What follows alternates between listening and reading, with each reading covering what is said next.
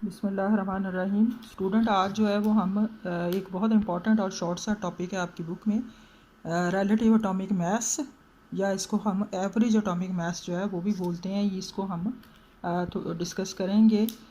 Relative atomic mass या average atomic मास, इसको average atomic मास भी बोला जाता है और रिलेटिव एटॉमिक मास भी बोला जाता है। ठीक है, तो इसकी जो है वो आपकी बुक में उन्होंने डेफिनेशन दी हुई है और उसके साथ ये भी बताया हुआ है कि इसको हम कैसे कैलकुलेट कर सकते हैं रिलेटिव एटॉमिक मास को या एवरेज एटॉमिक मास को। तो पहले जो है वो हम इस बात को डिस्कस कर लें कि एटम जो है वो आपने पहले भी पढ़ा है कि बहुत छोटा होता है।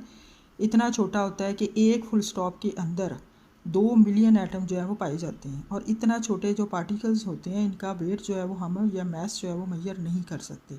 ठीक है, तो इसके मास मेजर क्या करना है, हम इसको जो है वो ऑप्टिकल माइक्रोस्कोप के ज़रिए भी नहीं देख सकते, ना ही नेकेड आई से तो नहीं देखा जा सकता, लेकिन माइक्रोस्कोप जो है जो ऑप्टिकल माइक्रोस्कोप होती है इसके ज़रिए भी नहीं इसको देखा जा सकता।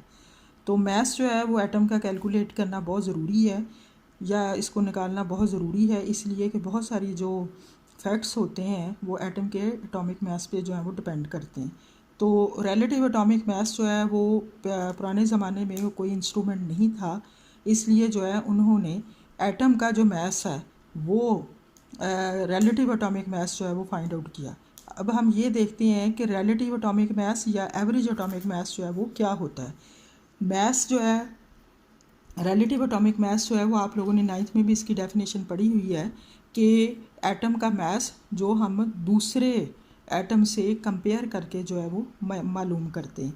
मैं इसकी जो डेफिनेशन है आपकी बुक पे भी दी हुई है, mass of an atom of an element, कि एलिमेंट का ये एटम का जो मास है as compare to the mass of an atom of carbon, जो कार्बन के एक एटम यानी कि कार्बन 12 के एटम से कंपेयर करके निकाला गया है।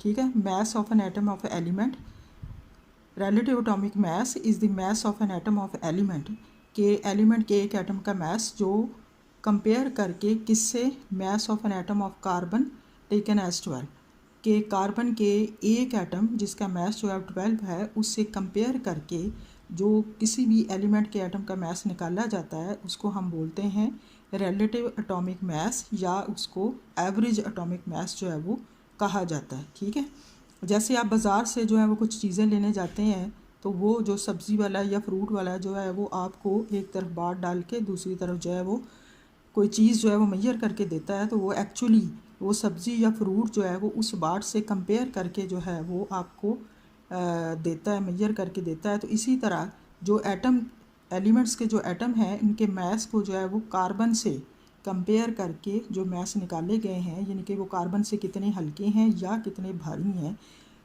वो जो है वो उनको हम रिलेटिव एटॉमिक मास जो है वो बोला जाता है। क्यों? इसलिए कि एटॉमिक का जो एटम का जो एक्चुअल मास है वो कैलकुलेट नहीं किया जा सकता। क्यों? इसलिए कि एटम जो होता है वो बहुत छोटा पार्टिकल है जिसको हम देख नहीं सकते, तो मास उसका कैसे कैलकुलेट कर सकते हैं, उसका एक्चुअल मास जो है। अब जो रिलेटिव एटॉमिक मास है जो कार्बन के एटम से कंपेयर करके निकाला गया है, यहाँ पे मैंने ये लिखा हुआ है टेकन एज 12। कार्बन के 3 आइसोटॉप्स हैं, जो कार्बन का 12 वाला आइसोटॉप है यानी कि कार्बन का एटम जिसका मास 12 है उससे कंपेयर करके बाकी एलिमेंट के एटम का मास फाइंड आउट किया गया है, इसलिए यहाँ पे इसको लिखा गया है टेकन एज 12। अब जो है वो रिलेटिव एटॉमिक मास जो है उसका यूनिट क्या है। रिलेटिव एटॉमिक मास जो है वो आपने पढ़ा हुआ है कि जितनी भी चीज़ों के जो चीज़ें ली जाती हैं उनके जब वेट किए जाते हैं तो या तो किलोग्राम में, ग्राम में जो है वो उनका वेट किया जाता है, मिलीग्राम में किया जाता है, ये उनके यूनिट है। तो इसी तरह रिलेटिव एटॉमिक मास का जो यूनिट है वो कहलाता है ई, उसको हम कहते हैं एटॉमिक मास यूनिट। ठीक है, उसको क्या कहते हैं, यूनिट को एटॉमिक मास यूनिट। ठीक है, अब एटॉमिक मास यूनिट जो है उसकी डेफिनेशन जो है वो क्या है, उसकी डेफिनेशन है it is the 1/12 of the mass of one carbon atom, यानी कि एक कार्बन एटम का जो मास 12 है उसका 1/12वां हिस्सा जो है वो एटॉमिक मास यूनिट जो है वो कहलाता है, 1 एटॉमिक मास यूनिट कहलाता है। It is the 1/12 of the mass of one carbon atom, one carbon atom का मास 12 है और उसका 1/12 जो होगा वो एक एटॉमिक मास यूनिट कहलाता है, और उसको हम AMU से रिप्रेजेंट करते हैं। AMU, atomic mass unit, which is a 1/12 of carbon 12. अब इसकी कुछ एग्जांपल आपकी बुक में उन्होंने दी हुई है बाकायदा, बल्कि वो यहाँ पे उन्होंने टेबल बनाया हुआ है कि रिलेटिव एटॉमिक मास जो है वो कार्बन का कितना है, वो है जी 12.00 AMU। Relative atomic mass hydrogen का, हाइड्रोजन के आइसोटॉप 1 का, वो है 1.008 AMU जो है वो है। और कोई एग्जांपल अगर आप देखना चाहते हैं तो वो अपनी बुक में से जो है वो आप देख लें। अब जो रिलेटिव एटॉमिक मास है वो हम जो है वो कैलकुलेट कैसे करते हैं, इसके लिए जो है वो फार्मूला है, आपकी बुक में तो नहीं दिया हुआ है लेकिन आप लोग जो है इसको नोट कर लें कि रिलेटिव एटॉमिक मास जो है वो कैलकुलेट करने के लिए हम आइसोटॉप्स की रिलेटिव अबंडेंस जो है वो देखते हैं। Relative abundance of isotopes. Isotope last topic मैंने डिस्कस किया था कि एक एलिमेंट के वो एटम जिनके मास नंबर जो हैं वो डिफरेंट होते हैं और एटॉमिक नंबर सेम होते हैं। अब रिलेटिव अबंडेंस आइसोटॉप्स, इससे क्या मुराद है? Relative abundance of isotopes definition note करें, is the percentage of the atoms with specific atomic mass, के एक परसेंटेज जो है वो एटम्स की, एक ही एलिमेंट के एटम्स की जिनके स्पेसिफिक एटॉमिक मास होते हैं, found in the naturally occurring sample of elements. कि अगर आप किसी एलिमेंट का सैंपल लेते हैं तो उसमें ये देखा जाता है कि उसमें एटम्स जो हैं वो स्पेसिफिक एटॉमिक मास वाले कितने एटम जो है वो प्रेजेंट है। फ़र्ज़ करें अगर आप 100 एटम जो है उस एलिमेंट में देखते हैं तो उनमें से 90% एलिमेंट्स, 90% जो एटम हैं उनके जो मास हैं वो 12 हैं कार्बन के, और बाकी जो परसेंटेज है वो दूसरे मास वाले एटम की जो है वो उसमें मौजूद होगी। तो ये डेफिनेशन जो है वो आप नोट कर लें, अपनी आपकी बुक में जो है वो रिलेटिव अबंडेंस आइसोटॉप्स की डेफिनेशन उन्होंने नहीं दी हुई। ठीक है, अब जो है वो हम आते हैं इसकी कैलकुलेशन की तरफ कि एवरेज एटॉमिक मास जो है वो उसको हम कैसे कैलकुलेट करते हैं। Calculation of average atomic mass. ठीक है, इसका फार्मूला जो है वो एवरेज एटॉमिक मास को कैलकुलेट करने का वो ये है, यहाँ पे मैंने लिखा है, आपकी बुक में उन्होंने एग्जांपल जो है वो दी हुई है लेकिन फार्मूला उन्होंने कोई इतना मेंशन नहीं किया हुआ, तो ये नोट कर लें कि हम यहाँ पे रिलेटिव अबंडेंस जो है वो आइसोटॉप्स की उसको मल्टीप्लाई करते हैं एक आइसोटॉप के मास के साथ।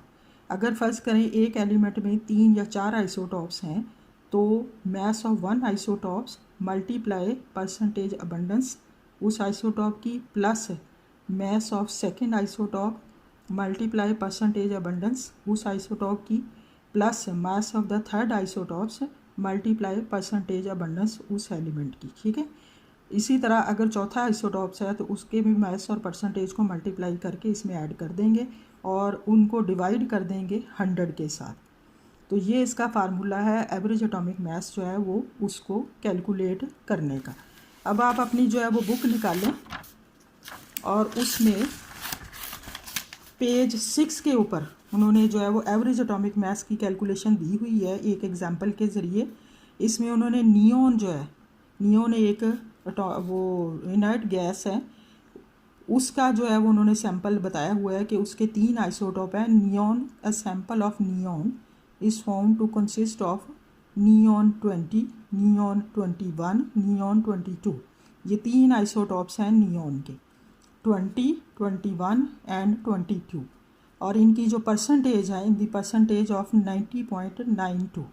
20 की जो नियॉन 20 है उसकी परसेंटेज 90.92, नियॉन 21 की जो परसेंटेज है वो 0.26 और नियॉन 22 की जो परसेंटेज है वो 8.82 है। परसेंटेज अबंडेंस बताई हुई है, साथ में उन्होंने इन तीनों आइसोटॉप के मास बताए हुए हैं। अब वो कह रहा है कि इनका जो है वो एटॉमिक मास, एवरेज एटॉमिक मास जो है वो कैलकुलेट करें, फ्रैक्शनल एटॉमिक मास, क्योंकि जो एटॉमिक मास होता है एवरेज एटॉमिक मास वो फ्रैक्शनल में भी आ सकता है। तो यहाँ पे आप देखें average atomic mass is equal to, यहाँ पे 20, नियॉन 20 जो है, जो एक आइसोटोप है उसका मास 20 है और उसकी मल्टीप्लाई किससे किया हुआ है उन्होंने, परसेंटेज अबंडेंस के साथ। परसेंटेज अबंडेंस 90.92 है। इसके बाद दूसरा जो आइसोटोप है उसका मास 21 है और उसको परसेंटेज अबंडेंस से मल्टीप्लाई कर दिया और उसमें ऐड कर दिया। तीसरा आइसोटॉप जो है वो 22 है वाला है, मास उसका 22 है और उसकी परसेंटेज अबंडेंस 8.82 है। 22 मल्टीप्लाई 8.82। इन तीनों आइसोटॉप्स को मास को परसेंटेज अबंडेंस से मल्टीप्लाई करें और इसके बाद इनको ऐड करें और डिवाइड कर दें 100 के साथ, तो आपके पास एवरेज एटॉमिक मास जो है वो निकल आता है। अब यहाँ पे आप देखें कि जो एवरेज एटॉमिक मास है वो 20.18 है। ये होल नंबर में नहीं है, फ्रैक्शन में है ये। तो जो एटॉमिक मास होते हैं वो फ्रैक्शन में भी होते हैं। यहाँ पे आपकी बुक में उन्होंने ये एवरेज एटॉमिक मास जो है उन्होंने हाइड्रोजन का जो दिया हुआ है वो 1.008 है, ऑक्सीजन का 15.99 है, नियॉन का 20.179 है। तो ये फ्रैक्शनल है। ज़रूरी नहीं है कि हर एटम के या जो हर एलिमेंट है उसका जो एटॉमिक मास है वो फ्रैक्शन में आए, होल नंबर में भी हो सकते हैं, लेकिन कुछ एलिमेंट के मासेस जो हैं वो फ्रैक्शन में होते हैं। और ये वाला जो मास है वो किसी भी नियॉन के एटम का नहीं है। कि it is important no individual neon atom in this sample has the mass of 20.18। कि सैम्पल अगर आप लें किसी एलिमेंट का और उसमें किसी भी एटम का जो मास होगा वो 20.18 नहीं होगा। इसलिए इसकी वजह जो है वो ये है कि ये जो मास है ये कैलकुलेट किया गया है by taking the percentage abundance, कि परसेंटेज अबंडेंस को मास से मल्टीप्लाई करके एवरेज एटॉमिक मास निकाला गया है। इसलिए ये जो है वो किसी भी इंडिविजुअल एटम का ये मास नहीं हो सकता। तो एवरेज एटॉमिक मास जो होता है वो किसी एक एटम का नहीं होता, बल्कि तमाम जो एटम हैं उनको उनके मास को परसेंटेज अबंडेंस से मल्टीप्लाई करके फिर जो है वो हम इसको जो है वो निकालते हैं। ठीक है, तो ये जो है वो आपने याद करना है। बुक निकालें अब आपने, इसमें पेज 3 पे रिलेटिव एटॉमिक मास की डेफिनेशन नोट करें, ये मैंने हाईलाइट की हुई है। इसके बाद आपने ये बताना है कि इसका यूनिट जो है वो क्या है, एटॉमिक मास यूनिट। और एटॉमिक मास यूनिट जो है वो क्या होता है, एटॉमिक मास यूनिट जो है इसमें आपने कुछ एलिमेंट्स के एटॉमिक वो जो है वो मैसेज जो है वो बताने हैं एटॉमिक मास यूनिट में। वो यहाँ पे उन्होंने कार्बन का दिया हुआ है और हाइड्रोजन का दिया हुआ है। मैंने भी एग्जांपल में कार्बन और हाइड्रोजन का ही बताया हुआ है। ये आपने यहाँ तक जो है वो याद करना है और उसको जो है वो नोट करना है। इसके बाद जो है वो आप आ जाएँ relative abundance of isotopes. Relative abundance isotopes की यहाँ पे कोई ख़ास डेफिनेशन नहीं दी हुई है। इससे हम what do you mean by the relative abundance of isotopes, ये शॉर्ट क्वेश्चन भी आपको आ सकता है। तो इसकी जो डेफिनेशन है मैंने यहाँ पे आपके यहाँ पे ये नोट की है मैंने। ये आप लोग यहाँ से नोट करना है। Is the percentage of atoms with specific atomic mass found in naturally occurring sample of elements। तो ये डेफिनेशन जो है वो परसेंटेज अबंडेंस ऑफ आइसोटॉप्स या रिलेटिव अबंडेंस ऑफ आइसोटॉप्स की नोट कर लें। ठीक है, इसके बाद जो है वो आपको ये भी आ सकता है कि एवरेज एटॉमिक मास जो है वो हम कैसे कैलकुलेट करते हैं। तो ये इसका फार्मूला है जो मैंने यहाँ पे लिखा है, और ये इसकी एग्जांपल है जिसके ज़रिए आपने इसको एक्सप्लेन करना है। ये आपने लिखना है कि what is the average atomic mass and how we calculate the average atomic mass. ठीक है, ये आपका जो है वो थर्ड क्वेश्चन हो जाएगा। रिलेटिव एटॉमिक मास की डेफिनेशन, एटॉमिक मास यूनिट की definition, relative abundance of isotope की definition, and average atomic mass या रिलेटिव एटॉमिक मास जो है उसको हम कैसे कैलकुलेट करते हैं। पहले आपने बताना है फार्मूला और उसके बाद ये एग्जांपल के ज़रिए आपने इसको एक्सप्लेन करना है। अब एक क्वेश्चन जो है जो मैं आपको बताने लगी हूँ, very famous question about this topic, वो ये है कि इस बात को जस्टिफाई करें, justify that no individual neon atom in the sample has the mass of 20.18। justify no individual neon atom in the sample has mass of 20.18। justify means कि इसको आप प्रूव करें या साबित करें कि जो नियॉन का जो सैंपल है उसमें किसी भी एटम का जो मास है वो 20.18 नहीं है। क्यों नहीं है इसका, ये 20.18 किसी भी इंडिविजुअल एटम का मास नहीं है, तो इसकी क्या वजह है। तो ये आपने इस क्वेश्चन का आंसर जो है वो मुझे लिख कर बताना है। ठीक है, और मैंने यहाँ पे अभी लेक्चर में इसको एक्सप्लेन किया है और वो आपने सुन लिया होगा। ठीक, थैंक यू।